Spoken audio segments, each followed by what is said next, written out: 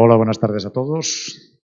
Tenemos aquí con nosotros a Manuel y a Imanol, que vienen de la empresa Bedrock desde Gijón, y nos van a dar una charla relacionada con ciencia de los datos. Nos van a presentar casos reales de aplicación de diría yo, paradigma combinado con tecnologías y entiendo yo que también acercándolo un poco al tipo de estudios que se imparten en esta casa. Nada más, os dejo con ellos. Supongo que lo harán de tal manera que sea lo más interactivo posible y lo más entretenido posible. Gracias por venir. A vosotros por invitarnos. Y bueno, antes de comenzar nos presentamos. Yo soy Mano Goicoechea, hice mates y física de ciencias y bueno, y este es Manu. Hola, encantado. Bueno, Manuel Souto de La Felguera y yo también hice matemáticas y física justo aquí al lado en la Facultad de Ciencias. Sí, y bueno, ambos empezamos trabajando en el equipo de ciencia de datos, yo hace 2 años y medio, él hace 1 año, y yo ahora estoy también coordinando el equipo técnico. Eso es un poco. Y os queremos, antes de hablar de los casos que os vamos a contar, presentar un poquito la empresa. No queremos que sea la típica charla de 1 hora hablando de la empresa, ni mucho menos. Me voy a poner el crono para hablar máximo 5 minutos de la empresa y luego ya empezar con los casos, que es lo importante. Entonces, ¿nosotros qué somos? Somos una consultora. ¿Y qué es una consultora? Pues básicamente es una empresa que se encarga de ayudar a solucionar los problemas de los clientes, acompañándoles, ayudándoles a diseñar la solución y luego implementar. Y concretamente estamos en el área de ciencia de datos y también digitalización en todo lo que tenga que ver con ciencia y datos, que para muchas empresas son temas muy amplios y que pueden resultar imponentes, porque al final hay muchísimos palos y no siempre se sabe cómo abordar cada uno de ellos. Y nosotros lo que hacemos, pues, es lo que comenté antes, acompañar a los clientes a la hora de implementar soluciones y de poder usar el dato, que muchas empresas lo tienen, pero no saben cómo hacer uso de él de manera que les aporte algo. Y bueno, un poco, como habéis podido ver, nosotros hablamos de Bedrock Humanized Intelligence. Entonces, esto viene de toda la incipiencia de Bedrock, del principio. Es decir, podéis pensar en consultoras al uso, como puede ser pues, Accenture y Certis, que os pueden sonar los nombres, que al final, digamos que su modelo de negocio es el mismo, ayudar a empresas en sus necesidades, y en este caso en la parte del dato, de cómo utilizar el dato aplicado al negocio. Desde nuestro lado, lo que ocurre es que nuestro CEO, nuestro fundador, es una persona que viene desde el mundo de los medios y el marketing. Imaginaos, es una persona que está dirigiendo una empresa que lo que tiene que hacer es hablar con proveedores de soluciones de tecnología, pueden ser de datos o pueden ser herramientas, para solucionar sus problemas de negocio. Y lo que ocurre es que muchas veces en este tipo de soluciones, en general en el mundo, bueno, vosotros sabéis porque al final vosotros también trabajáis en esto y la parte de los datos es un poco parecida, se tiende mucho a poner más en valor la parte técnica de las soluciones que la parte de lo que realmente aportan.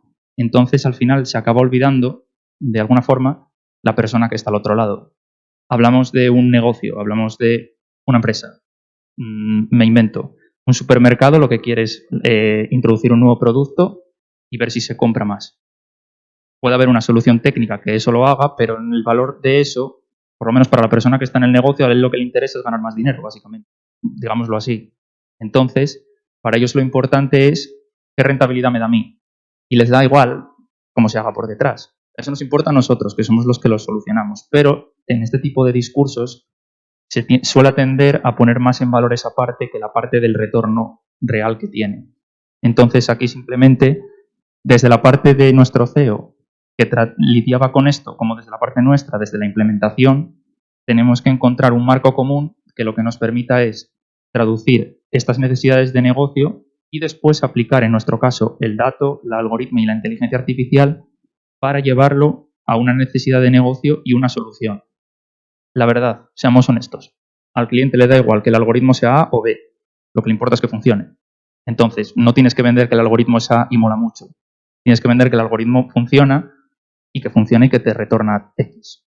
Simplemente eso. Sí, y luego también nosotros cuando hacemos los proyectos intentamos que aporten valor desde el primer día, no hacer un proyecto que tardemos 2 años en y al final demos algo maravilloso porque se va a cansar. Y algo que es muy importante y que se distingue mucho de cuando estás en la carrera es que en la carrera normalmente tus interlocutores son gente técnica, son tus profesores que saben perfectamente lo que te están pidiendo, saben evaluar el trabajo, te piden y lo hacen. Luego llegas al mundo real, llegas a la empresa y tienes un interlocutor que tiene una base de datos, pero que ni siquiera sabe nada de esa base de datos, porque es IT y quiere sacar partido de esos datos, pero no sabe ni para qué sirven, ni cómo pueden usarse, no sabe absolutamente nada. Y eso no es algo malo, eso es natural, al igual que nosotros nos sabemos otras cosas y tenemos que acompañarles y guiarles y ayudarles a descubrir lo que quieren, y luego es la forma de que se sientan orgullosos de la solución. Y 90% del tiempo que se hable con interlocutores en una empresa, bueno, hay una parte que van a ser técnicos, pero también va a haber muchos interlocutores técnicos que no saben lo que quieren, y el buen informático es el que sabe aportar valor a esos interlocutores.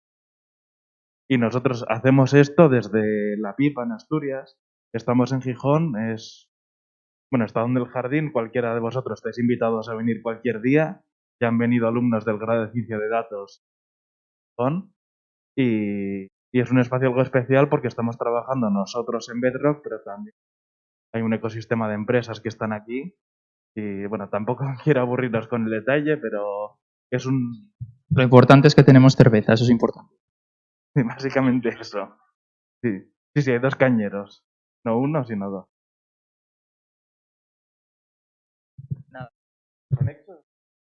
Nada. Sí, llevamos 5 minutos, ya está. Lo cumplido lo vamos a hacer así.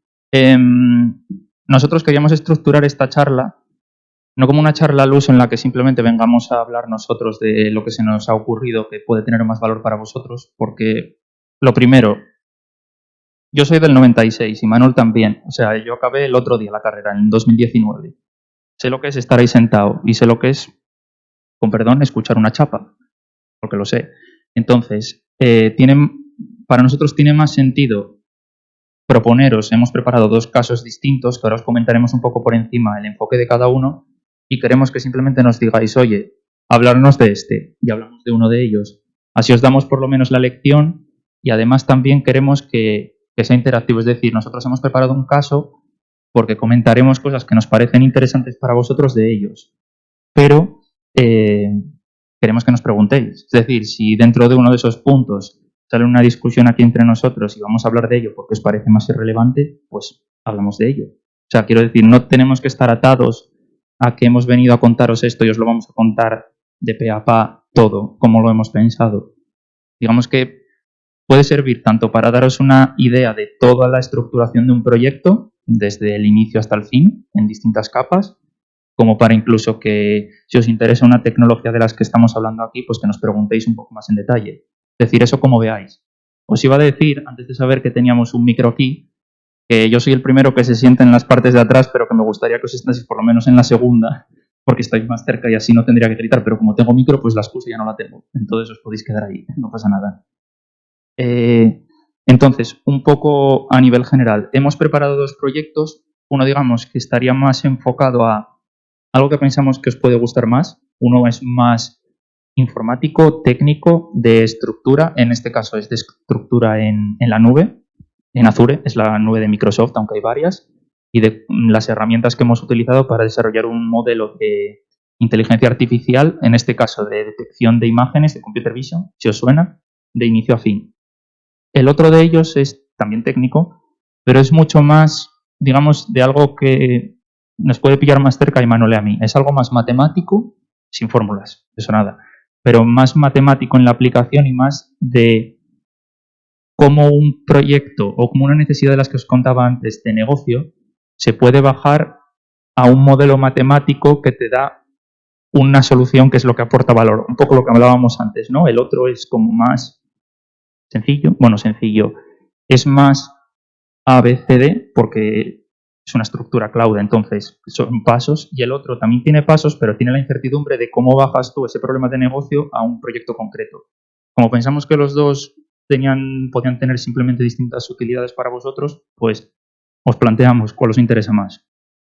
Levantad la mano a los que les interesa más el de Azure. Hombre, alguien tendrá que levantar la mano. Vale. ¿Y que os interese más el otro?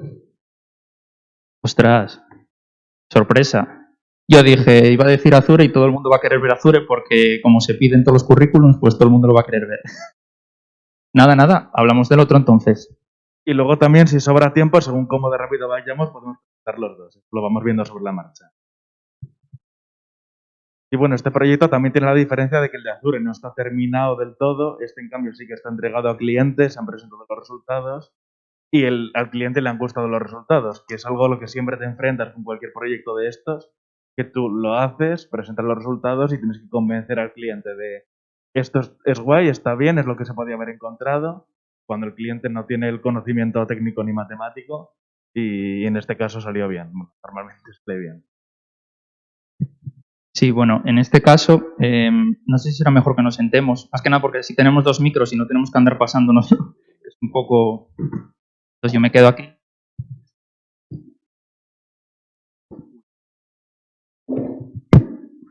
¿Se me escucha? Bueno, un poco tirante, me voy a tener que acercar así, pero bueno. Gracias, Imanol. Vale, pues este caso que os vamos a contar está relacionado con un supermercado ecológico. Esto es el cliente simplemente.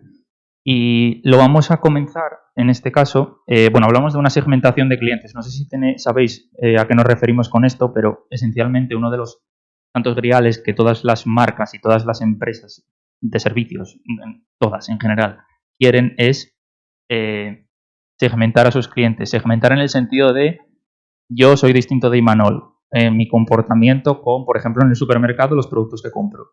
Como yo soy distinto que Imanol, es más efectivo a mí hablarme de una forma y ofrecerme unos productos y a Imanol otros que se nos ofrezcan la misma cosa a los dos a la vez porque puede que no sea efectivo.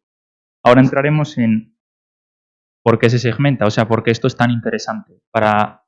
En general aquí hablo de todo, es decir, ahora estamos hablando de un supermercado, pero esto puede ser desde una empresa de energía, como puede ser, yo qué sé, Iberdrola, por decir algo, puede ser Apple cuando vende sus productos, puede ser una empresa que venda coches, como puede ser BMW, es decir, está exactamente igual la industria, esto les interesa a todos y ahora os vamos a explicar por qué. Yo creo que esto es muy relevante porque al margen de que vayáis a estar, digamos, empapados, entre comillas, en trabajar esto, que probablemente no, porque es algo que igual trabajan en otras capas de las compañías cuando empecéis a trabajar. Está bien que lo sepáis, porque probablemente muchas de las cosas que hagáis en realidad ahora veréis que son de esto. Aunque no os digan que vienen de aquí, vais a ver que en realidad están basadas en hacer esto al final. Y luego esto de segmentación muchas veces se llama clustering, es posible que lo hayáis estudiado ya con ese nombre. Sí, bueno, eso es el algoritmo. Es lo mismo, es hacer grupos, ¿no?, de personas. Esa es la idea. Entonces, voy a poner un ejemplo muy chorras. Un ejemplo súper exagerado, pero es simplemente para que veáis el punto. Imaginaos que tenéis una hipoteca que no podéis pagar y entonces, pues, os echan de vuestra casa, básicamente, ¿no? Y ahora imaginad que viene el banco, que os ha echado, que os ha desahuciado, y te envía un email para que cojas una nueva hipoteca. Pues, hombre, como que no hace mucha gracia, ¿no? Esto es un caso súper exagerado, pero esto lo veis en vuestro día a día. Es decir, imaginaos que estáis en Instagram y estáis simplemente pasando los posts y entre ellas veis anuncios, porque ahora las marcas también se anuncian en Instagram. Y veis uno justo de una marca, por ejemplo, yo me invento, no me gusta nada la Mau, la odio, me da asco. Y veis un anuncio de Mau. ¿A ti qué te genera eso? Rechazo, dices, buf, Mau, fuera, hasta luego. ¿Qué ocurre? Que las marcas no les gusta eso, porque ellos gastan dinero en hacer campañas. Con marcas me refiero, estoy hablando de Mau, pero es cualquier cosa. Es decir, pensad que todas las empresas al final tienen una persona que te compra. Ese es tu usuario final. Tú a esa persona le tienes que ofertar un servicio o un producto, en este caso, intercambiables, los dos términos, que les aporte algo, pero que a ti te sea rentable también. Entonces, si haces una campaña de marketing que no deja de ser más que una campaña para que la gente te compre más, Y ya no solo es que no te compren más, encima es que te compran menos porque te ven y dicen, buah, este me da asco, yo no lo quiero ver más. Pues lo digo así porque es así tal cual. Eso es perjudicial. Encima gastas dinero, gastas millones de euros, porque se habla de muchos millones de euros en campañas, y al final no ganas nada. Entonces, no puedes ir al público en general con el mismo mensaje, porque no funciona así. La vida es un poco lo que os contaba antes. Por ejemplo, Imanol es un fanático de los coches. Puedes hablar, Imanol se podría tirar la hora entera hablando de coches. A mí me dan un poco más igual. Obviamente no somos el mismo tipo de comprador de un coche, porque yo en un coche busco seguridad, que gaste poco, etcétera, y Imanol quiere un Bugatti, por decir algo. Bueno, un Bugatti igual no sé cuál querrías. Lotus. Entonces, esto, por resumirlo en una frase simplemente, es el santo grial de todas las compañías, ya os digo, en todos los sectores. Y es entender que mueve a la gente. Es mucho más general, ¿no? Pensad, por ejemplo, en Apple. Apple no es solo una marca, porque lo podéis pensar así, no es solo una marca que venda muchos productos, por ejemplo, ahora el Mac o el iPhone, solo porque tengan buenas especificaciones técnicas. Porque por especificaciones técnicas tienes otras opciones. No tendrías por qué comprar eso, ¿no? Si solo miras el precio, en realidad. Pero vende la marca y vende una pertenencia y vende otras cosas que no son tangibles, que son las que le permiten poner ese precio. Esto es simplemente un ejemplo, ¿no? Pero el entender y generar esas pasiones en la gente es lo que puede hacer que entonces las marcas, y en este caso los supermercados, por ejemplo, si esos productos compra cada persona, te compren más. Esa es la idea. Y luego, esto es algo que puede parecer súper obvio y puede parecer que todas las marcas del mundo lo han resuelto desde hace 10 años o más tiempo, pero en la práctica muchas veces los modelos de cuando vas al Carrefour y te dan un cupón, muchas veces no tienen absolutamente en cuenta para nada quién eres, sino que dan lo mismo a todo el mundo. Y muchas marcas todavía usan la estrategia de voy a todo el mundo igual, cuando ahora gracias al digital hay muchas herramientas para poder personalizar la oferta y es un hecho que todavía no se está pudiendo aprovechar lo suficiente porque es que hay tantísimos datos que muchas marcas, la mayoría, no saben cómo usar todos esos datos, porque es una cantidad tan ingente que lo primero que tienes que hacer es filtrar con cuáles te quedas y luego además tienes que garantizar que puedas unir todos los datos, tener suficiente calidad del dato para poder usarlo. Y esto es un reto al que se están enfrentando absolutamente todas las marcas y que se seguirán enfrentando a él durante los próximos 10, 20 e incluso 50 años. Toda la vida, porque básicamente esto es lo que todo el mundo quiere. Si tú tienes esto, tú puedes optimizar al máximo tus costes, que al final es lo que quieren. Quieren gastar menos y ganar más dinero, porque entonces tienes más rentabilidad, básicamente, ¿no? Entonces, esto es en lo que te ayuda el dato, básicamente. Simplemente, aquí hay una cosa que no hemos hablado, pero la voy a decir, aunque sea un poco en nivel general.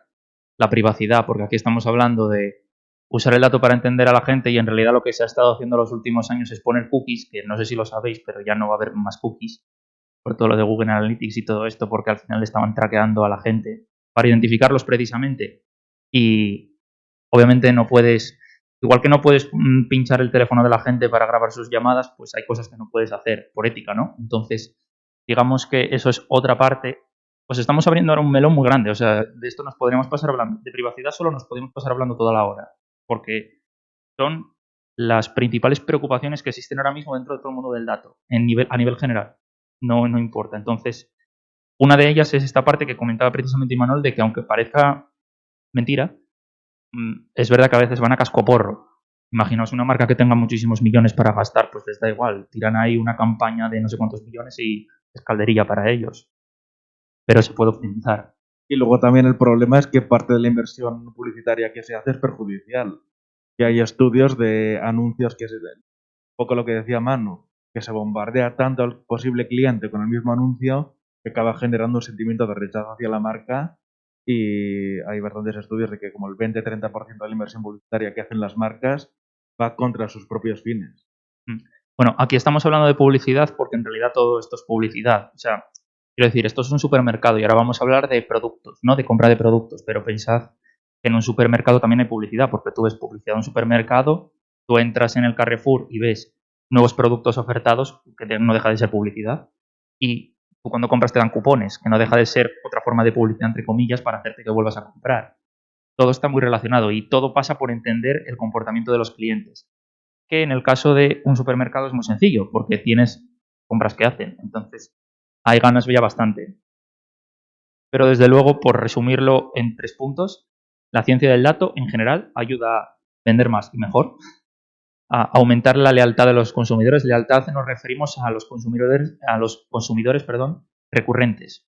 Es decir, tú has comprado y que vuelvas a comprar, simplemente. Y, desde luego, para las marcas en general y para todas las compañías, porque como hay un boom ahora mismo, es añadir soluciones de datos. Suena un poco...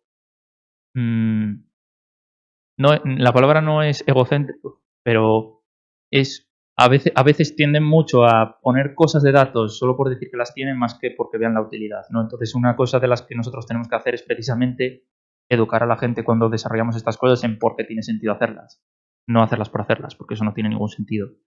Y luego también una clave respecto a la slide anterior es lo de estar ahead of the market, por delante del mercado, porque hay un problema en todo lo de los datos, que es, si yo empiezo a recopilar datos ahora, los podré usar de aquí a 3 años.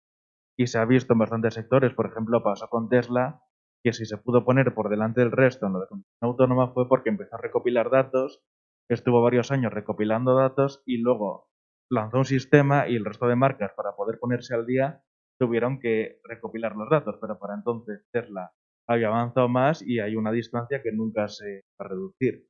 Y aquí pasa lo mismo, que todos estos modelos que estamos hablando, hay algunas marcas que los tienen, otras que no los tienen, las que no los tienen necesitan varios años para ponerse al día. Y por eso es importante siempre mantener una inversión importante en esto. Bueno, no sé si tenéis alguna pregunta de momento. Podéis preguntar cuando queráis, levantad la mano y me callo. Me preguntáis, lo que sea. Bueno, vale, pues si no tiro. Ahora os voy a hablar del caso este concreto, es decir, del caso del supermercado. Entonces, esto os lo pongo, me lo decía Imanol, me decía, les estamos liando con cosas que igual piensan que no tienen utilidad, pero os aseguro que cuando salgáis al mercado laboral y veáis estas cosas, igual no las tenéis que hacer en vuestro día a día, pero os las van a decir. Y por lo menos para que os suene lo que es, ¿no? Entonces, aquí estamos hablando de esto que veis aquí, que es un dibujo muy simplificado, muy simplificado. Es lo que se conoce como el Customer Journey, el viaje del consumidor, esencialmente. Que no deja de ser más que entender qué es lo que mueve a la gente en torno a un producto o un servicio que la empresa ofrece. En general tiene estas 4 fases, es simplemente para que entendáis un poco la idea. El awareness o el conocimiento es, yo ahora salgo a la calle y yo veo un MUPI que tiene un anuncio de una marca de cerveza y digo, una marca de cerveza, vale, la conozco. Eso es una parte, ¿no? Luego está la consideración. He visto la marca y entonces estoy pensando, vale, ¿qué es lo que tiene esta cerveza? ¿Que me apetece probarla? ¿No me apetece? Toda esa parte, ¿no? Luego está el momento de la verdad, la compra. Vale, voy al sitio y me la compro. Y una vez que me la compro, la pruebo, como todo. Y veo si funciona, si no funciona, si me gusta o no me gusta y si la comparto con la gente, básicamente. La última parte de retención. Y esto es cíclico y tiene muchísimas fases. Vosotros mismos lo podéis pensar cuando vais a comprar algo. ¿Por qué lo compráis? Y desde luego me podréis decir que no es tan fácil como decir voy a la tienda y lo compro. Porque tenéis todo un pensamiento por detrás que es lo que las marcas, las empresas intentan entender. Y por supuesto no solo alrededor del producto. Eso es algo muy importante, os lo comento porque esto sí que es un problema que tienen muchas empresas, que es que, por ejemplo, yo estoy vendiendo la cerveza, pero la gente no solo existe para comprar mi cerveza. Yo soy una persona, yo no solo bebo cerveza todo el día.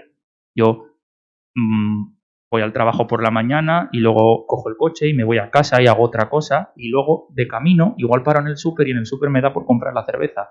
Pero muchas veces tienden a hacer esto, digamos, estos puntos, como que una persona va haciendo todos los puntos de seguida, así, y no, porque puede de repente saltar a otro de los puntos o se puede hacer todo de una. Es decir, no es tan fácil modelar el comportamiento humano como entenderéis. Obviamente, si fuese tan fácil, pues nosotros no tendríamos trabajo porque ya se habría solucionado todo, yo creo. Y luego también esa modelización no solo la hacemos los matemáticos, informáticos, también tiene que haber sociólogos, psicólogos y gente que entienda de verdad las personas en esto y cada vez más en empresas técnicas hay perfiles de ese estilo. O sea, os comentamos esto porque ahora entraremos ya en el caso concreto para que entendáis qué es lo que están haciendo ahora todas las empresas. Y esto es algo que van a hacer toda la vida.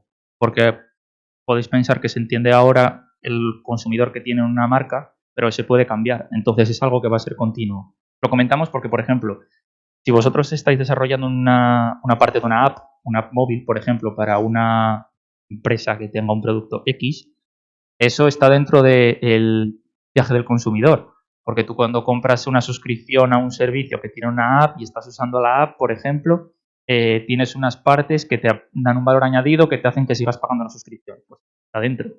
Y vosotros igual estáis desarrollando esa parte de la app, pero la finalidad es esta. Simplemente para que lo tengáis un poco en cuenta. Porque nuestras partes de datos no es que sean guays y ya está, es que aportan en una de estas partes. Entonces, uno de los puntos en los que esto toca, que es este proyecto en concreto, ya voy rápido en este, es el concepto del buyer persona o de persona en inglés, es decir, es el cliente medio de una tipología. Es decir, hay un cliente de coches, precisamente, que es Imanol, que es el fanático. Y luego estoy yo, que es el moderado o el que le da igual. Y no es lo mismo. Entonces, las buyer personas es como, digamos, las empresas y las marcas estructuran a estas tipologías de personas que tienen. Digamos que se agrupa un montón de personas en un grupo y luego se le pone una persona media que representa a todos y se le da nombre y apellidos y se le ponen los gustos y entonces en función de eso es como todas las campañas y todas las medidas que siguen estas marcas lo continúan, ¿no? Como os decía, para ser más específico, para evitar el rechazo, para ahorrar dinero, que es lo que les importa a todos. Y en este caso, este proyecto en concreto, que era para una cadena de supermercados, era para tratar de identificar esta tipología de clientes, porque estaban identificando que ellos ofertaban cupones, pero ofertaban cupones, poneos, si compras este producto tienes un 20% de descuento en el siguiente. No estaban siendo efectivos porque estaban yendo a cascoporro, estaban yendo a todos a la vez y no tenían realmente claro cuál es la tipología de clientes que les estaban comprando. Sabes que te compran productos, pero no entiendes realmente. ¿Son familias? ¿Son veganos? Por ejemplo, este era un supermercado ecológico. Obviamente les interesa que mucha gente sea vegana y vegetariana para ver que funciona su modelo de negocio. Oye, ¿tengo vegetarianos? Oye, no. ¿Tengo gente que me compra mucho producto de fruto seco o no? Porque en función de esto también ellos pueden decir, vale, pues voy a comprar más producto para tener en el almacén porque me hace falta o no.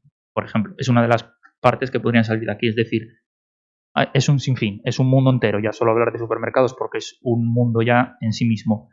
Pero la idea de esto es que es más fácil porque tienen las transacciones, las personas. Es decir, imaginaos, vosotros cuando compráis os dan un recibo, os ha quedado registrado que si tenéis una tarjeta de puntos, Manuel Souto ha comprado leche y huevos, y si no ha quedado registrado que una persona ha comprado leche y huevos, aunque no se sabe que soy yo, ¿no? Es un poco la idea. Y luego, además, en este caso concreto, bueno, en cada proyecto tienes un conjunto de datos distinto. Hay veces que tienes, como aquí, solo los datos de transacciones. Hay veces que puedes conseguir un conjunto de datos más rico con la publicidad que haces y quién te va viendo, quién va entrando a tu web, vas teniendo más comportamiento del usuario, no solo en la tienda, también fuera de la tienda. Igual tienes una tienda online y también el usuario ahí. Todo eso puede enriquecer el análisis y darte resultados mejores. Y también otra forma en la que podría enriquecerse, y por ejemplo aquí no tenemos nada de esos datos, porque esto en concreto es en Alemania, que ahí son bastante celosos de su privacidad, sería tener datos demográficos. Porque lo que decía Manu, de saber si son veganos, si son familia, todo eso, muchas veces cuando te das la tarjeta de puntos, rellenas un formulario y así la tienda tiene toda esa información. En este caso concreto no teníamos nada o casi nada, y básicamente lo único que pudimos usar es la información de las transacciones de cada una de las personas. Y además es el punto que dice Manuel es el clave. O sea, en este caso, los resultados que os vamos a enseñar del modelo solo tienen en cuenta los datos transaccionales. Es decir, yo podría haber comprado los mismos productos que Imanol y nos va a clasificar como que somos la misma persona, en este caso. Pero no tiene en cuenta ni la edad, ni el sexo, ni dónde vivo, ni ninguna otra variable más. Obviamente, cuanta más información tengas y más rico sea, mejor es la interpretación que tú puedes hacer de los resultados. Solo como regla general, en todo. Si solo tienes dato transaccional, tu análisis va a ser muy limitado, muy, muy limitado. El análisis es limitado porque solo ves el comportamiento de cómo compran las personas, pero no sabes nada más de ellos. Pero eso no implica que no sea bueno, porque yo sí sé que tú me vas a comprar una docena de huevos todos los jueves, me da igual que tengas 40 años o 80, y si tienes una familia o no, al final si sé lo que me vas a comprar y cómo animarte a comprar más, con eso puede valerme, puede aportarme mucho. Desde luego, es decir, la idea es que si tenéis solo este dato podéis hacer acciones mucho más tácticas, mucho más pequeñitas, como lo que acaba de decir Imanol, de si veo que compras huevos, pues te ofrezco huevos, ese tipo de cosas que son más sencillas, pero si tú realmente, yendo un poco más atrás, quieres entender a la persona, no te vale solo con lo que compra. Un poco lo que hablábamos antes, no puedes quedarte solo cerrado en lo que hacen dentro de la empresa, las personas tienen vida y hacen más cosas, y en eso te puede permitir ayudar, el enriquecer. Y bueno, esto simplemente para que veáis unos números, ¿no?, de transacciones. Hablamos de, se estudiaron en unos meses como unos 8 millones de transacciones en el sentido de filas. Una tabla y podéis imaginaros que habría una fila de, en esta fecha, para esta tarjeta de puntos, si la había, si no nada, se compró este producto por este precio. Imaginaoslo de esa forma. Ese es el dato que nosotros analizamos en este caso. Solamente podríamos identificar como persona los que tienen tarjeta de puntos, que es lo que ponemos ahí. Eso sí es importante. Lo que decía antes, si yo tengo la tarjeta, yo veo que es Manuel Souto. Y yo voy a comprar sin tarjeta, solo queda registrado que una persona ha comprado. Pero si yo luego vuelvo a comprar sin tarjeta, no tengo forma de unir las dos para saber que yo he comprado antes esto y después he comprado lo otro. Y simplemente para que veáis un poco cómo se estructuró el proceso entero del análisis de estos datos, en 3 partes. Una parte de la segmentación, la que comentamos antes, que iremos ahora rápido sobre ella, sobre segmentar a las personas y entenderlas en función de los productos que han comprado. Y después una parte de reglas de asociación. Esto es otra parte de otro algoritmo matemático que lo que hace es decirme la propensión que tienen las personas a comprar un producto cuando ya han comprado otro. Podéis imaginaros, si yo me compro una manzana, ¿cuál es la propensión que yo tengo a comprarme también una naranja, por ejemplo? Un poco esa idea. Que obviamente por sí mismo no tiene mucho valor, pero si se aplica a los productos de cada grupo de personas, entonces sí, porque a cada grupo que lo tienes identificado puedes ver cuáles son los productos que son más propensos a comprar también. Y ya por ir súper rápido, porque tampoco nos queremos meter a... O sea, si queréis podemos hablar un poco más de la parte matemática y de modelización, pero igual os aburre un poco más. Si no, levantar la mano y preguntarnos, o sea, no hay ningún problema. Pero para que veáis un poco la tipología de datos que se pueden aprovechar es cuánta gente tenemos que no tiene tarjeta de puntos. En este caso, un 85% de las compras son gente que no tiene una tarjeta y que no podemos identificar. Digamos, que a finales de semana se compra más. Parece bastante obvio, pero bueno, está bien haberlo demostrado. Y también que se compra productos más caros hacia final de la semana. Y bueno, simplemente ahí veis las categorías de productos que más se compran. En este caso, como es un supermercado vegano, pues podéis ver que las frutas y las verduras es lo que más se compra. Seguido de productos frescos. La carne, hay carne, obviamente no vegana, pero hay carne de mataderos locales de la zona, pero está bastante más abajo, o sea, se compra menos. Por lo menos ahí parece que la gente compra lo que tiene que comprar. Y simplemente por comentaros el algoritmo que se utiliza, hay varios algoritmos de clustering. Tampoco queríamos meternos en el rollo de ponernos a explicar el clustering en detalle, pero imaginaos que no deja de ser más que una forma de yo pinto todos mis puntos es cada persona. Cada persona en un espacio puede ser bidimensional, tridimensional o n-dimensional en función de las variables que se midan. Yo qué sé, si tengo 10 categorías de productos, sería un espacio de 10 dimensiones y tus coordenadas serían las veces que has comprado cada producto de una de las categorías.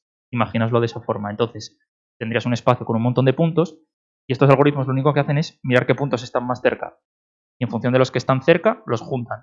Y si unos están cerca y otros están cerca, pero a la vez entre estos grupos están lejos, pues cada uno es un grupo distinto. Esa es la idea que tienen, ¿no?, los algoritmos. Pero hay muchos algoritmos para hacerlo. Hay algunos que tienen algunas propensiones a hacer los grupos más circulares, pero imaginaos que hay una forma extraña, así, rara, de los puntos y no la sabría clasificar bien. Uno de los que más se suelen utilizar son los que se llaman algoritmos de densidad. No dejan de ser más que alrededor de cada punto coger un radio pequeñito y ver que haya puntos alrededor, porque entonces así van cogiendo todas las formas que tengan, sea cual sea. Suelen ser los más utilizados por las soluciones que tienen. Entonces, en este caso, es uno de los que hemos utilizado también para identificar estos grupos. Porque, bueno, y simplemente por comentaros que lo hacemos por esos puntos que os decía en las variables, las coordenadas, es el número medio de productos de esa categoría que tienen por carrito. Simplemente porque tenéis que normalizarlo. Es decir, imaginaos una persona que compra, no es lo mismo una persona que compra un paquete de leche o un brick de leche y una docena de huevos que el que se compra 5 y 25. Pero los dos han comprado lo mismo. No solo puedes decir, ¿ha comprado leche o no la ha comprado? Pero a la vez tampoco puedes dejar el 1 y el 5 porque el 5 pesa muchísimo sobre el 1. Entonces, digamos que de alguna forma esto se hace siempre en toda la parte de datos. Tú cuando tienes que comparar datos de distintas variables, sobre todo que tienen distintas dimensiones y distintos máximos y mínimos de rango, normalizas todas las variables. Es decir, bueno, no sé si conocéis, sabéis lo que es normalizar, ¿no? Bueno, pregunto por si acaso. Pero normalizáis y estandarizáis todas las variables para que tengan valores entre 0 y 1, por ejemplo, o entre -1 y 1, no importa, para que todos sean comparables entre sí y que unos no pesen más que otros. Por ejemplo, en este caso, lo siento, Imanol, que ibas a hablar. En este caso, la gente compra muchísimas frutas y verduras frente a la gente que compra carne. Es decir, por cada 10 manzanas que se compra una pieza de carne, por deciros algo.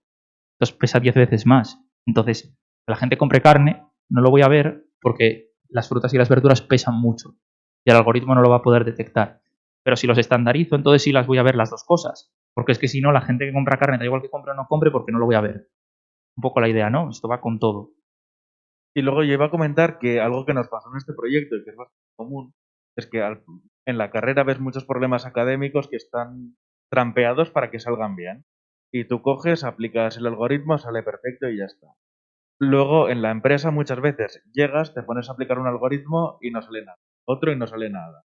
Aplicas todos los que conoces y no sale nada. Y tienes que ponerte a dar los datos, hacer mucho análisis descriptivo para ver exactamente qué está pasando, analizar cuáles son las hipótesis que tiene cada uno de los métodos para analizar y ver qué hipótesis es la que nos está cumpliendo y estudiar formas, estudiar otros métodos que solucionen ese.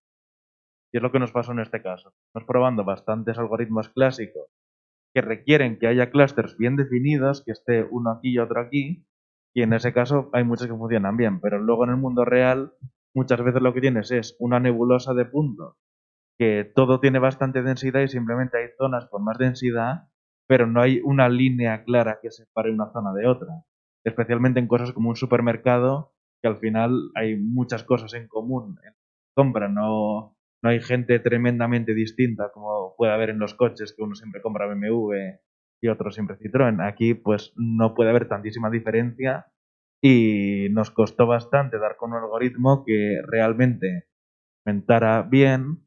Y otra dificultad que hay también, que es mucho mayor en proyectos reales, es definir el número de clústeres, porque hay métodos, hay un método que se llama método del codo, que tú vas viendo conforme tienes más clústeres, las cosas mal clasificadas que hay o limítrofes que hay, y así lo sacas, pero luego cuando estás en el mundo real, decidir justo dónde pones el corte es difícil y luego tienes que, bueno, que esto va a venir más adelante, tienes que entender qué significa cada clúster, que también es otra cosa que tiene su complicación.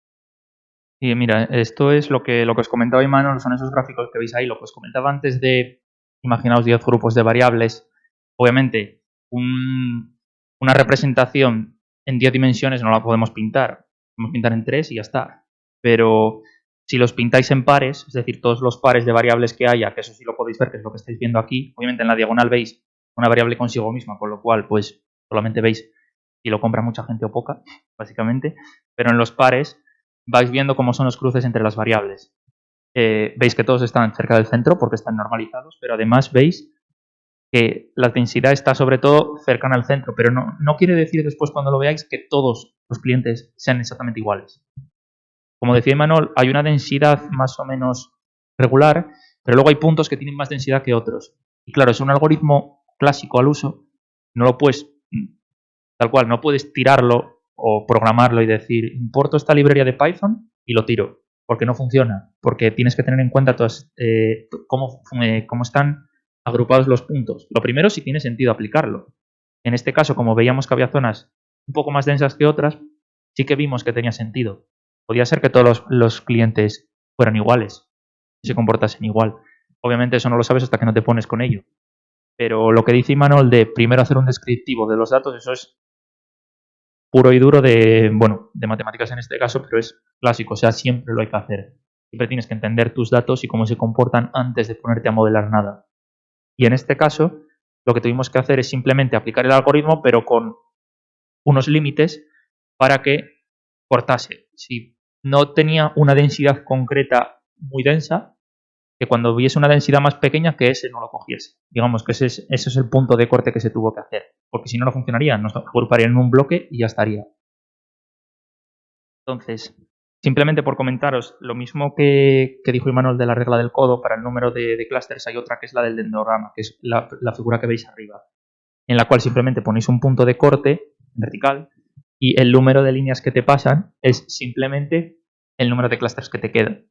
En realidad eso es la representación de las distancias entre clústeres según se van juntando. Entonces, estáis a la derecha y veis 7 clústeres, os vais acercando y según vais reduciendo uno de los parámetros, se van juntando, ¿no? Entonces me dice, primero se me juntan 3, que son los más parecidos entre sí y me los pega en uno.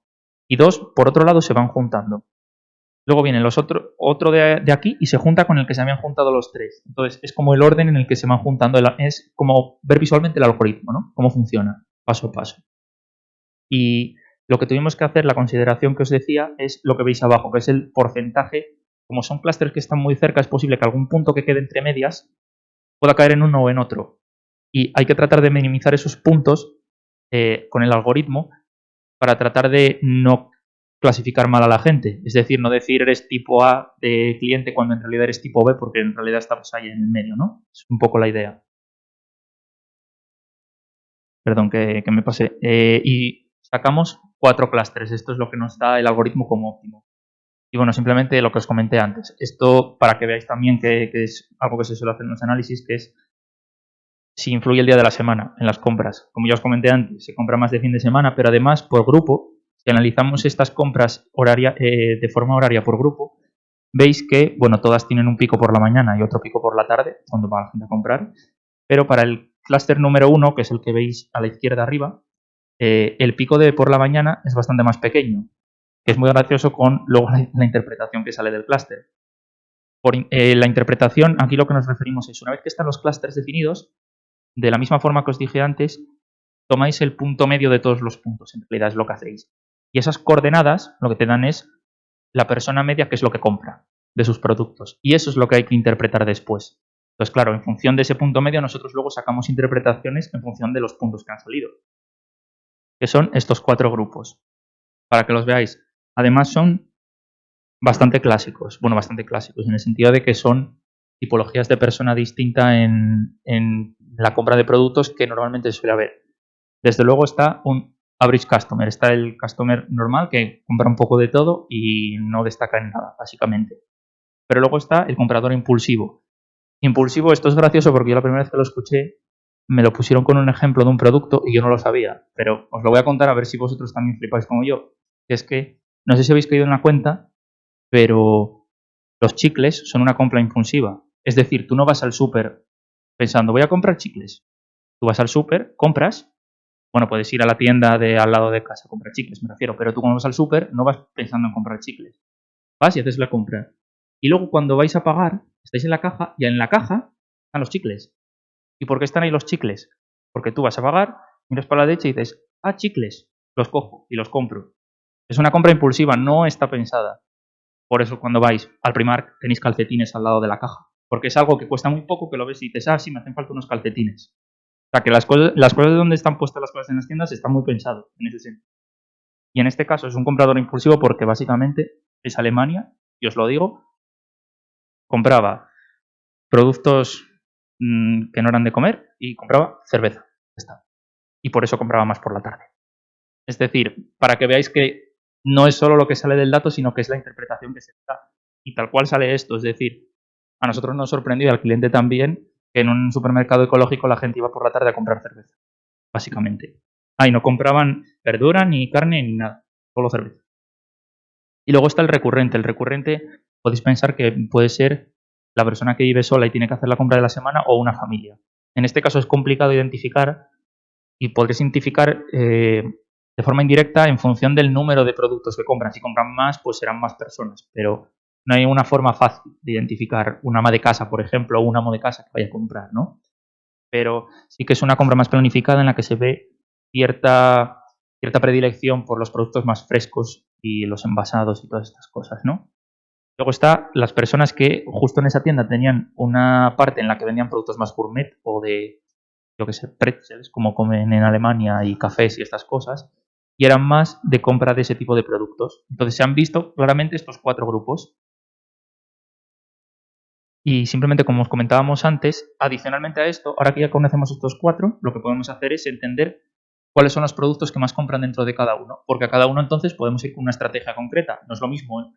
Ahora que ya sabemos que hay gente que compra mucha cerveza, podemos a esas personas hacerles cupones para ahorrarles en cerveza, por ejemplo, o cualquier cosa. Y, por ejemplo, no ofertarles verdura porque sabemos que no la van a comprar. Simplemente para que veáis cuál es la utilidad de esto, al margen del algoritmo en concreto que se ha utilizado. Entonces, simplemente para que conozcáis el algoritmo se llama algoritmo a priori, que lo que hace es esencialmente tomar las transacciones y tomar todas las reglas posibles de si compro este producto y luego compro este, la probabilidad de que ocurra eso, de comprar este más este y que me dé esto, entonces podéis imaginaros que las combinaciones son muchísimas. Pero para que veáis un poco cómo puede salir la solución, imaginaoslo como esta tabla. El antecedente sería lo que has comprado y el consecuente es lo que comprarías después. Y se puede interpretar en función de varios valores, pero lo importante que veis es el lift. El lift no deja de ser más que, como pone en el texto, el número de veces que es más probable que compres el consecuente si has comprado el antecedente. ¿En qué se traduce? Si tienes un lift de 1, es independiente. Es decir, yo compré una manzana y luego compré una naranja, lift de 1, independiente. O sea, no importa que lo compres en un orden, en el otro no eres más predilecto a comprar la naranja porque has comprado la manzana. Que tienes un lift de 1,5, por ejemplo, eres un 50% más probable de comprar una naranja después de haber comprado la manzana. Entonces esto puede ayudar a poner productos que se compran en conjunto cerca, por ejemplo, para que la gente los vea y esté más tentado de comprarlo. Este tipo de ideas. Y bueno, para que veáis, por ejemplo, los carritos, lo que se ve aquí es que tienden a ser de varios productos, no de uno, y que es hasta 3 veces más probable que compren una fruta o una verdura de cualquier tipo y que luego compren otra. Es decir, tienden a comprar compras grandes de fruta y verdura. Esto es lo que se ve directamente en la tienda, con lo cual parece que el modelo además funciona para ellos, el modelo de negocio. Y bueno, por caso concreto también se podría ver esto, ¿no? Y bueno, lo que os comentaba, son muchas combinaciones, es decir, aquí se pone un límite, por ejemplo, del lift o de alguna de otra de las métricas y se corta. Y las de debajo las descartas y no las utilizas, y utilizas solo otras porque son demasiadas combinaciones. Y bueno, esto sería todo del caso. Hacednos alguna pregunta, por favor, porque estamos aquí hablando y Y además preguntas que pueden ser del caso o en general de cualquier cosa que tengáis datos, lo que queréis preguntar. o de cualquier otra cosa que no tenga que ver con esto, ¿eh? O sea, bueno, me refiero de relacionado con ciencia del dato, pero que no tenga que ver con este proyecto. Preguntarnos de lo que queráis, porque es que si no, o sea, os comentamos este porque nos parece que tenía utilidad desde la parte de negocio y de lo que desde nuestro lado vemos que más se pide, este tipo de proyectos. Imaginaos que sea el proyecto que sea IS de clustering, de cualquier otro tipo de algoritmo, va a ser algo similar a esto, donde tendremos una cosa de negocio que tendremos que bajar a algo concreto, que en este caso es el algoritmo, que tendrá una metodología, que los datos no van a ser tan bonitos como en la parte teórica o en la parte académica, porque siempre están tan trampeados, básicamente. Pero y luego cómo interpretarlo. Pero preguntarnos de nuevo lo que queráis.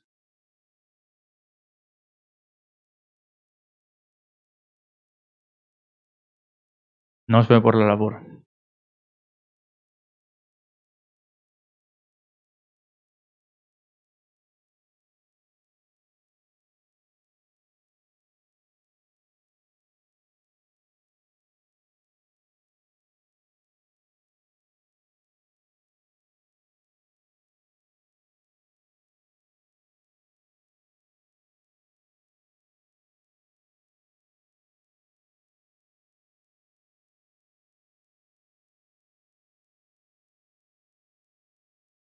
Sí, en este caso, entiendo por dónde vas con la pregunta. Lo que pasa es que en este caso el clustering no es un modelo igual de los que habéis escuchado, digamos, de estos que haces un entrenamiento de un modelo y luego tienes que validarlo, o puede ser un modelo de computer vision, por ejemplo. Digamos, el clustering cambiaría. Si añadimos más datos y volvemos a aplicar el mismo modelo con la misma metodología, que es lo que habría que hacer después, obviamente, podrían mantenerse los clústeres o podrían cambiar porque los hábitos de las personas han cambiado y ha aparecido un nuevo grupo.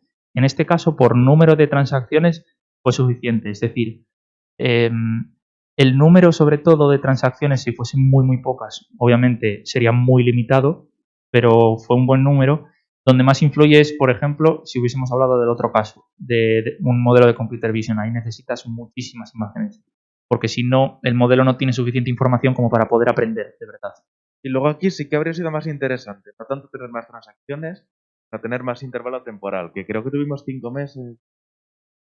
Sí, un segundo, creo que sí, eran 5 o 6 meses. Claro, igual es sí. mejor tener 1 millón de transacciones durante 2 años, tener la totalidad durante 2 años, que tener 1 millón durante 5 meses, porque igual hay clientes que van solo 2 o 3 veces, no puedes ver un comportamiento más extendido en el tiempo. Sí, es decir, aquí hay una parte bastante metodológica. Lo que es la parte técnica del modelo, en este caso, necesitarías un número de datos relativamente significativo, pero tampoco igual haría falta 8 millones, por decir algo. Es decir, bueno, no, en este caso, de los 8 millones, se utilizaron los 8 millones para el descriptivo que veis aquí, pero no se utilizaron para el clustering, porque no podemos clasificar, como os decía, porque no tenían tarjeta de punto. Entonces no se podía identificar, ¿no? Eran 1 millón de transacciones, creo recordar. 1,2 millones. Y fue suficiente. Es decir, pensad que si tienes más, mejor, porque tienes más detalle, ¿no?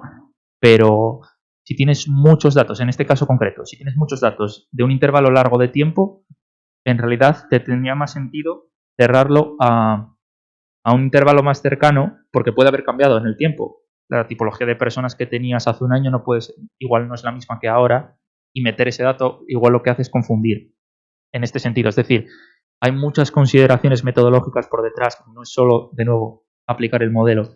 Por ejemplo, en este modelo yo diría, es 1 millón de transacciones perfectamente para el tamaño ya os digo, es una cadena de supermercados en Alemania que tiene como 15 o 16 tiendas, por deciros algo. Es decir, tienen bastante volumen diario de transacciones, pero no son Carrefour.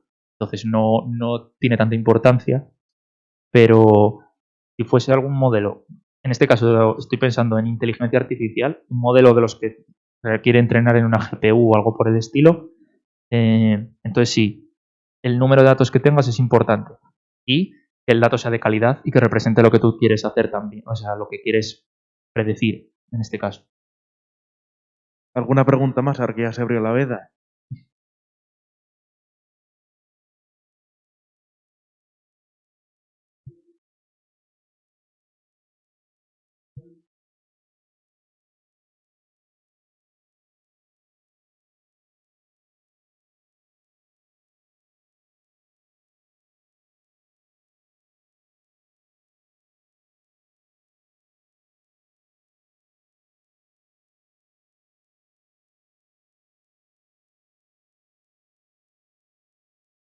Esa es una muy buena pregunta porque, como comentábamos antes, no son estancos. Es decir, son estancos en el corto plazo, porque obviamente las personas no cambian de un día para otro su comportamiento, pero cada X tiempo, pongamos cada 2 o 3 meses, habría que volver a reejecutar los clústeres con un nuevo dato para ver si han cambiado. Lo que comentaba antes había un impulsivo, un comprador estándar, pero puede aparecer un nuevo grupo que no aparecía antes cuando metes nuevo dato, cada X tiempo. Es decir, podría ser algo que se está haciendo todos los días. Lo que ocurre es que lo más probable es que no cambie y además, si puedes pagártelo operacionalmente y tenerlo en una especie de workflow automatizado que se haga solo y te lo puedes permitir dentro del proyecto, me refiero, pues lo puedes dejar ahí y simplemente consultarlo, ¿no? Todos los días a ver si está cambiando. Pero desde luego no puede ser estanco. Es más, es una de las cosas que les ocurre a muchas empresas, que es que han hecho un estudio de mercado, una investigación de mercado que se hacen con encuestas, por ejemplo. Bueno, lo veis perfectamente en las votaciones, cuando tenemos votaciones, que se hacen unas encuestas, pero se hacen antes de cada votación, porque obviamente la gente que ha votado en la anterior legislatura no vota lo mismo en la siguiente porque han cambiado. Entonces, obviamente esto se tiene que retroalimentar. Y después lo que dices es verdad. La idea de esto es, ahora yo entiendo los clientes que ya tengo y cuando venga un nuevo cliente que no sé cuál es, una vez que tenga un poco de histórico, porque con un poco histórico es complicado, le asigno uno de los grupos. Cuando ya, digamos, sé que estos son los que me representan, pues lo asigno a uno de ellos, en este caso. Y desde luego, eso vuelve a retroalimentar para que puedan salir nuevos grupos. Es decir, siempre es continuo en este caso. Lo único es que no tiene por qué ser continuo todo el tiempo. Es decir, puede ser cada 2 meses que se repita para ver si se mantiene igual o si ha cambiado. Y sean 2 meses, por ejemplo, porque las campañas que está lanzando el supermercado son bimensuales, por deciros algo. Y, me refiero a esto porque desde la parte de negocio poneos que la campaña tiene que durar 6 meses, sí o sí, por narices. Pues no tiene sentido que lo hagamos a los 3 meses y que les digamos que ha cambiado porque no lo van a poder cambiar tampoco ellos. Entonces lo hacemos a los 6 y bueno, que lloren después. ¿Alguna pregunta más?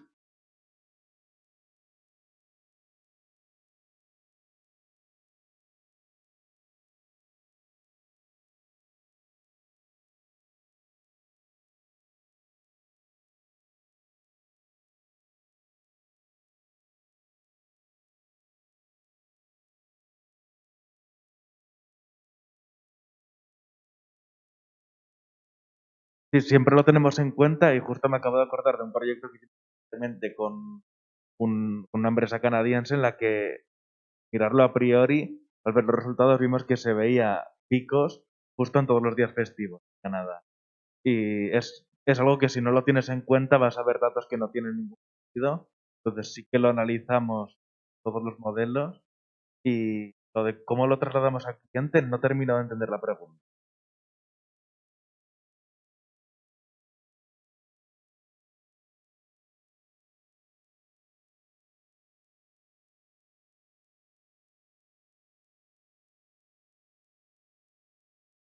Y sí, tal cual. Además es que eso es la idea detrás de todo el trabajo que nosotros hacemos. En general, en las consultoras ayudan a las empresas, en las de datos ayudamos desde aplicar el dato.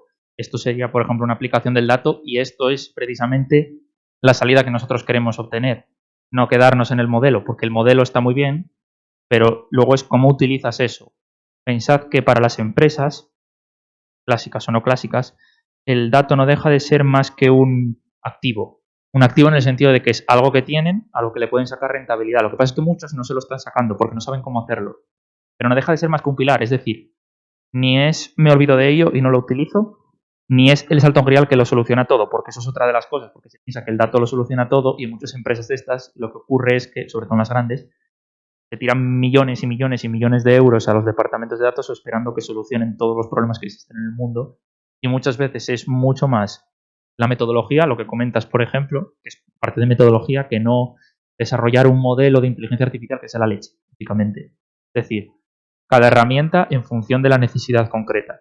Es otra de las cosas por las que utilizamos un modelo de clustering de densidad relativamente sencillo de programar en este sentido, pero que tengan sentido los resultados que obtenemos y no tanto irnos a un modelo de la leche que quede muy guay porque lo ponemos en la página web de la empresa y queda súper bien. Y luego siempre los resultados se interpretan como en el caso que hemos enseñado.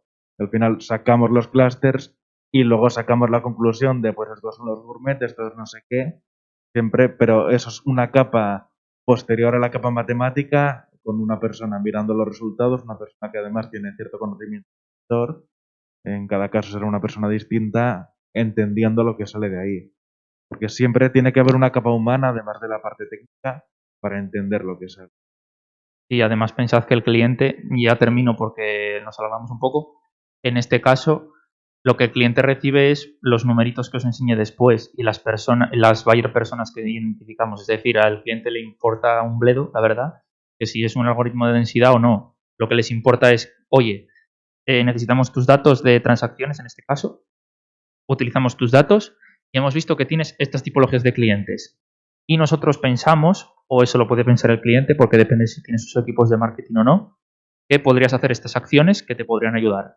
Y nosotros podemos ayudarte, una vez que tengamos esas acciones definidas, a hacer un nuevo proyecto en el que se pueda pues medir si esa acción ha funcionado, por ejemplo, o hacer algún otro tipo de estudio. Es decir, la salida de aquí sería decir, tienes estos 4 tipos de persona y podrías accionarlos de esta forma. Y el clustering queda bien para hablar si hablamos nosotros. Es precisamente por lo que lo dije al principio, que muchas veces es la verdad, los que somos técnicos tendemos a hablar en nuestro terreno, pero pensad que en las empresas la gente, bueno, en nuestro caso no entienden lo que hacen, en el vuestro tampoco. Es decir, les suena chino. Y tú entras a esto como consejo en general, os lo digo, bueno, como consejo en general para la vida, me refiero a la vida profesional. Si vais a una reunión en la que no hay una persona técnica y os ponéis a hablar en tecnicismos, os echa. Bueno, os echa si es el cliente. Si es uno interno, se pone con el móvil, porque no se entera. Entonces, siempre tenéis que adaptar el mensaje y el discurso de todo lo que hagáis a lo que la otra persona puede entender, porque para nosotros es más fácil. Es decir, nosotros como tenemos el conocimiento técnico, nos es más fácil, entre comillas, abstraernos y hablar a un nivel más alto, sin entrar en el detalle. Y al contrario es mucho peor. Una persona que no conoce tiene que entrar en el detalle de las cosas y se pierde. Entonces, os lo comento porque esto es algo que nos ha pasado a nosotros. Entonces, simplemente como consejo. Y bueno, como ya es la hora, no sé si tenéis alguna duda más, si no la contestamos, y si no, como queráis. Ujú. Ujú.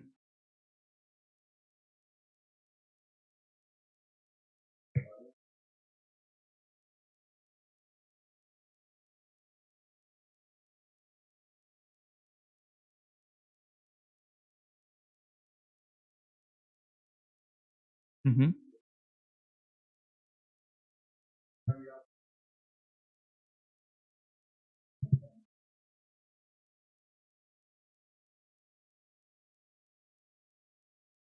Nosotros lo que solemos hacer, bueno, depende por completo del proyecto, de la necesidad del cliente, pero lo que intentamos es no reinventar la rueda. Si hay una herramienta que existe y que hace una cosa bien, no vamos a reinventarla. Usamos muchos servicios cloud, entonces cada vez, pues para montar una base de datos no tenemos que encargarnos de toda la infraestructura, simplemente con casi 2 clics se crea la base de datos y se suben las cosas. E incluso para cosas de Machine Learning se podría haber visto en el otro caso que todo el pipeline de entrenamiento del modelo de Computer Vision y luego el consumo, todo ello se usa con herramientas de Azure que te permiten ahorrar 90%, un 80% del tiempo que habrías echado si lo hubieras tenido que hacer con herramientas tradicionales sin nube y poder centrarte en lo que realmente aporta valor, que es ajustarlo a tu caso específico, porque por mucho que uses herramientas, eso no te lo da todo hecho. Nosotros aquí, por ejemplo, usamos una herramienta equivalente en Jupyter Notebook y usamos Python para programar, usamos librerías. ¿Y dónde nos centramos? Pues en la parte que aporta valor. ¿Y qué es lo que aporta valor? Pues el descriptivo previo, pensar qué modelo tiene sentido y luego interpretar el modelo. Porque lo otro no habríamos sido capaces de hacerlo mejor que la librería que ya existe. Sí, es decir, para vuestra parte, que os lo digo ya, es muy importante también porque todos programan, prácticamente. En el otro caso igual podíamos haber entrado en más detalle, pero es que básicamente nosotros nos pasamos todo el día cuando estamos haciendo el proyecto programando. Entonces, hay una parte que es, como dice Manuel, un Jupyter Notebook en el que pones tu codiguillo, pero luego cuando tú quieres hacer algo más profesional, más automatizado, más testeado, digamos, pues tienes que hacer un unit test, tienes que hacer paquetes, en general tienes que hacer muchas cosas que son mucho más de informática en realidad y de programación pura que matemáticas en realidad. Sobre todo en la parte de nube, porque en la parte de nube está muy automatizado lo que dice Manuel, la base de datos, la parte de Machine Learning, pero luego hay capas, como puede ser un desarrollo de una página web que es la que te lleva el dato hasta ahí, o puede haber una parte de deployment, una parte de, una vez que ya tengo entrenado el modelo, yo tengo que servir el modelo en un servidor que tenga una API REST, por ejemplo, que yo pueda consultar para que me pueda dar las predicciones del modelo. Pues toda esa infraestructura, obviamente no, a veces te lo hacen más fácil porque viene a golpe de clic, digamos en algunos casos, pero sobre todo cuando los clientes quieren tener, que al final siempre es a lo que se tiende, a tener esas cosas internalizadas. Primero empiezas, como dice Imanol, siempre vamos a lo más fácil, como todos los clientes. Pero a veces suelen querer tenerlo internalizado porque entonces tienen el control de ello, una vez que ya tienen más madurez. Entonces, en ese caso, toda la parte de un desarrollo, en general, sobre todo, ya os digo, en lo que más se necesita en este caso, porque sobre todo ahora mismo, lo podemos comentar nosotros, en toda la parte de ciencia de datos, en general, hay una escasez de perfiles de ingenieros de datos. Y los ingenieros de datos, bueno, es que la parte del dato, para mi gusto, tiene demasiados nombres de perfiles, pero nosotros somos científicos de datos, es decir, estamos técnicamente en la parte de modelización y de interpretación del dato. Luego hay una parte de analistas, que son herramientas de reporting, no sé si os sonarán el Power BI, el Tableau, el Data Studio, para ver el dato, digamos. Pero luego hay una parte de ingeniería del dato, que es toda una parte de, tengo el dato almacenado, muevo el dato con una pipeline, automatizo el deployment después de ese modelo. Hay toda una parte de arquitectura que es mucho más informática que de dato, digamos, y ahí, os lo digo a día de hoy, hay una demanda de perfiles muy grande. Muy grande en el sentido de que no hay perfiles, es decir, que la gente y las empresas están ofertando eso y que no hay gente suficiente. Entonces yo por ahí es por donde veo más calidad. Y además es una demanda que seguirá existiendo en los siguientes años porque se suele decir que por cada científico de datos hacen falta 2 o 3 ingenieros de datos y muchas veces, como mola mucho más la ciencia de datos, está mucho más de moda. La gente quiere meterse científico de datos y luego no hay ingenieros de datos. Y os digo que al final, nosotros que estamos en una empresa más pequeña y al final nos tenemos que pegar un poco con todo, una parte en la que te pegas mucho es la parte de modelización, pero una parte en la que te pegas casi más tiempo es en la parte de ingeniería, de mover los datos. Es más, hay proyectos que tenemos hechos nosotros que son puramente ingeniería del dato, de unificar todo el dato en una misma base de datos, porque imaginaos, te viene en un Excel, que te llega al correo, entonces tú tienes que automatizar un web scraper, un web scraper no, pero tienes que automatizar algún tipo de bot que pueda entrar en el correo, que pueda descargárselo, que lo pueda subir a una base, y todo eso, toda esa parte, no es tan directa y además no tiene nada que ver con la matemática en este caso. Pero os digo que hay una demanda por lo que dice Manuel, porque hay mucho más perfil del otro, pero para que nosotros podamos funcionar necesitamos la otra parte, la primera parte. Y al final o la hacemos nosotros o la tiene que hacer alguien que sea mucho más experto. Y es mucho más de programación. Es decir, todo lo que podáis saber de otros lenguajes, Python, también os digo, es una caca. Lo digo así porque, lo sabréis ya, pero básicamente lo que tiene Python es que tiene un overhead de la leche, entonces es súper lento. Está muy guay porque la API que tiene de programación es sencilla de aprender. Yo fue el primer lenguaje de programación que aprendí en la universidad, pero como es sencillo y además es multidisciplinar porque puede ser funcional o está orientado a objetos, etcétera, lo que te permite es mucha versatilidad. Entonces tiene de todo. Tienes de desarrollo web con Django Flask, a desarrollo de APIs, a la parte numérica, y con todo esto es muy sencillo. Entonces por eso la gente lo utiliza y desarrolla muchas librerías. Pero luego cuando vayáis a producción, nosotros de momento no lo estamos haciendo, pero en casos concretos de empresas avanzadas tecnológicamente que tienen soluciones de datos ya in-house muy buenas en producción funcionando, ya os digo que la mayor parte de los modelos, y en realidad Python está construido sobre ello, están en C++, por ejemplo. Y todo es C++, es más, Python es C++, en realidad. Lo que pasa es que está escondido por debajo. Y la parte que es lenta es la parte que es solo de Python. Entonces, por ejemplo, Python ya os digo que es muy lento en el entrenamiento de modelos, por ejemplo. Y ahí le gana C++, lo que pasa es que C++ es mucho más complicado.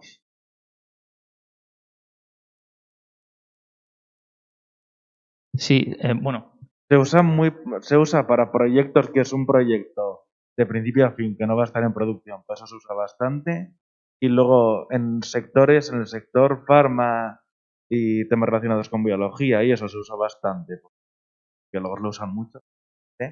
Pero en el resto de sectores, poquito. Sí, es decir, R, os lo digo porque yo también lo utilicé mucho, hice un máster de ciencia de datos y también utilicé R mucho. Tiene muchas librerías específicas de modelos concretos, entonces se utiliza mucho más en el entorno académico, pero en la parte de que luego eso se tiene que llevar a producción en un entorno real y tienes que hacer una pipeline que se automatice y todas estas cosas y tener más librerías que hacen más cosas, Python le gana en versatilidad básicamente. Entonces, por eso se suele utilizar más. Ya os digo, Python se suele utilizar de forma muy extendida, pero después cuando se llega al caso de necesito que la respuesta de esto sean segundos, la gente lo que hace es cambiar ese código en realidad bueno, en realidad lo que hacen es tipar el código, tipar las variables y este tipo de cosas que lo que te hacen es ahorrarte tiempo, porque lo que tienes es que el compilador de Python es muy lento, básicamente. Una cosa por la otra, es decir, tienes un lenguaje no declarativo, pues obviamente tienes que perder por algún sitio. Y bueno, si tenéis alguna duda más, preguntad. O si no, ya os dejamos ir para casa ahora que aprovechamos que no llueve.